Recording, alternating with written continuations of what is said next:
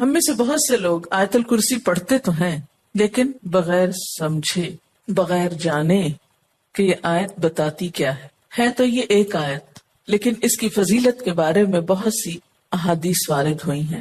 ترمذی کی ایک روایت ہے حضرت ابو ہریرہ رضی اللہ تعالی عنہ سے کہ نبی صلی اللہ علیہ وسلم نے فرمایا کہ ہر چیز کا کوہان اور بلندی ہے، یعنی ہر چیز کی بلندی ہوتی ہے، اور قرآن حکیم کی بلندی سورت البقرہ ہے، اور اس میں آیت الکرسی تمام آیتوں کی سردار ہے۔ یعنی ہر چیز کی ایک بلندی ہوتی ہے۔ قرآن کی بلندی کس میں ہے؟ سورت البقرہ میں، اور سورت البقرہ میں ایک آیت ہے جو تمام آیتوں کی سردار ہے، اور وہ کون سی آیت ہے؟ آیت الکرسی۔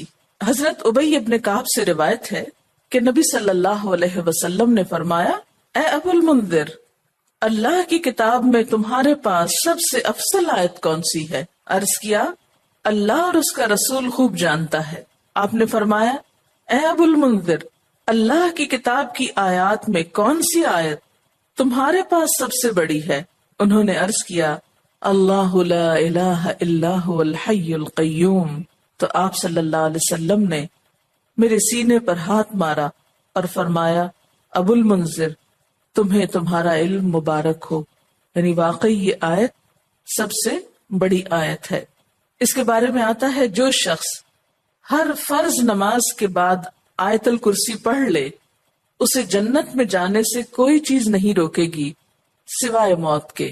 اسے ابن مردویہ نے روایت کیا ہے۔ اللہ تعالیٰ نے حضرت موسیٰ بن عمران کی طرف وحی کی کہ ہر فرض نماز کے بعد آیت الکرسی پڑھ لیا کرو۔ جو شخص یہ کرے گا میں اسے شکر گزار دل، ذکر کرنے والی زبان دوں گا۔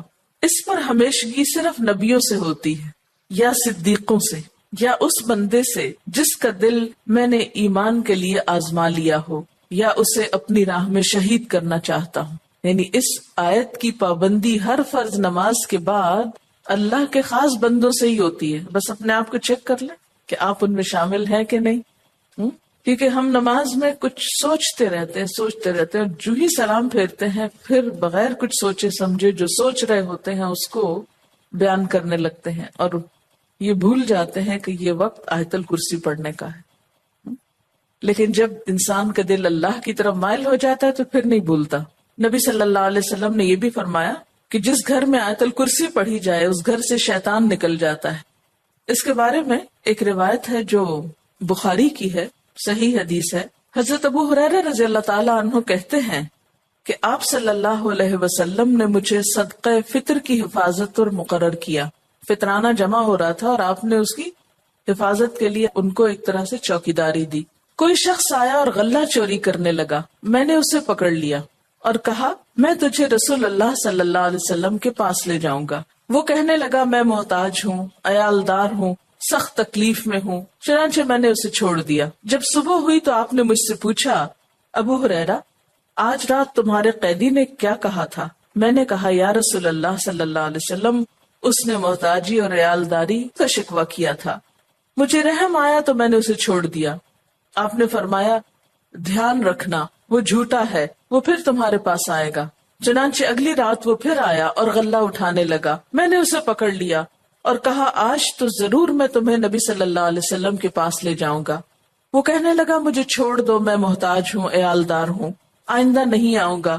مجھے پھر رحم آ گیا اور میں نے اسے چھوڑ دیا۔ صبح ہوئی تو آپ صلی اللہ علیہ وسلم نے مجھ سے پوچھا، ابو ہریرہ، تمہارے قیدی نے کیا کیا؟ میں نے کہا، یا رسول اللہ صلی اللہ علیہ وسلم، اس نے سخت محتاجی اور عیالداری کا شکوہ کیا، مجھے رحم آ گیا تو میں نے اسے چھوڑ دیا۔ آپ نے فرمایا، دھیان رکھنا، وہ جھوٹا ہے، وہ پھر آئے گا۔ چنانچہ تیسری بار میں طاق میں رہا، وہ آیا اور غلہ سمیٹنے لگا۔ میں نے کہا، اب تو میں تمہیں ضرور آپ صلی اللہ علیہ وسلم کے پاس لے جاؤں گا، اب یہ تیسری بار ہے، تو ہر بار یہی کہتا ہے کہ پھر نہ آؤں گا، مگر پھر آتا رہا۔ اس نے کہا، مجھے چھوڑ دو، میں تمہیں چند کلمے سکھاتا ہوں جو تمہیں فائدہ دیں گے۔ میں نے کہا، وہ کیا ہیں؟ کہنے لگا، جب تو سونے لگے تو آیت الکرسی پڑھ لیا کر، اللہ کی طرف سے ایک فرشتہ تیرا نگہبان ہوگا اور صبح تک شیطان تیرے پاس نہ آئے گا۔ صبح ہوئی تو آپ صلی اللہ علیہ وسلم نے مجھ سے پوچھا تیرے قیدی نے آج رات کیا کیا؟ میں نے آپ صلی اللہ علیہ وسلم کو ساری بات بتلا دی تو آپ صلی اللہ علیہ وسلم نے فرمایا اس نے یہ بات سچی کہی حالانکہ وہ جھوٹا ہے۔ پھر آپ نے مجھ سے کہا ابو ہریرہ جانتے ہو 3 راتوں سے کون تمہارے پاس آتا رہا ہے؟ میں نے کہا نہیں۔ آپ صلی اللہ علیہ وسلم نے فرمایا وہ شیطان تھا جو انسانی شکل میں آ رہا تھا۔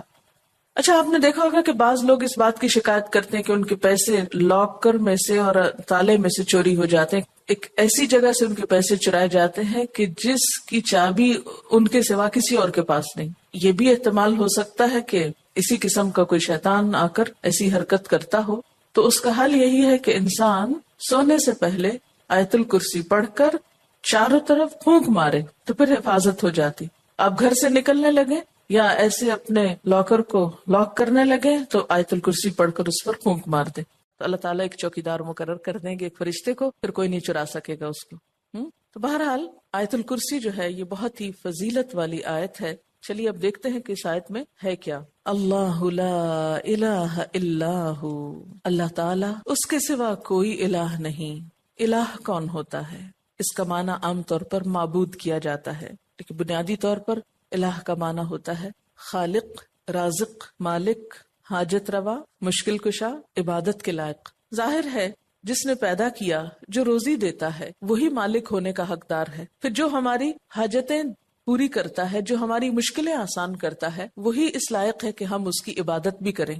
تو اللہ لا الہ الا ہو، اللہ تعالیٰ وہی عبادت کے لائق ہے۔ الحی القیوم، زندہ ہے، قائم رہنے والا ہے، دوسروں کو قائم رکھنے والا ہے۔ لا تأخذہ سنۃ ولا نوم، نہ اس کو اونگ آتی ہے اور نہ نیند آتی ہے۔ لہ ما فی السماوات وما فی الارض، اسی کے لیے ہے جو آسمانوں میں ہے اور جو زمین میں۔ من ذا الذی یشفع عندہ الا باذنہ، کون ہے جو اس کے پاس سفارش کر سکے مگر اسی کے اذن سے۔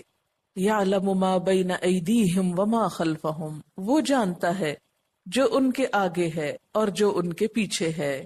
ولا یحیطون بشیء من علمہ الا بما شاء، اور وہ اس کے علم میں سے کسی چیز کا احاطہ نہیں کر سکتے مگر جو وہ خود چاہے۔ پھر فرمایا وسع کرسیہ السماوات والارض، وسیع ہے اس کی کرسی آسمان و زمین پر۔ ولا یؤودہ حفظہما، اور نہیں تھکاتی اس کو ان دونوں کی حفاظت۔ وہو العلی العظیم، اور وہ بلند ہے، بہت بڑا۔ یہ ہے اللہ تعالیٰ کا تعارف۔ کیا؟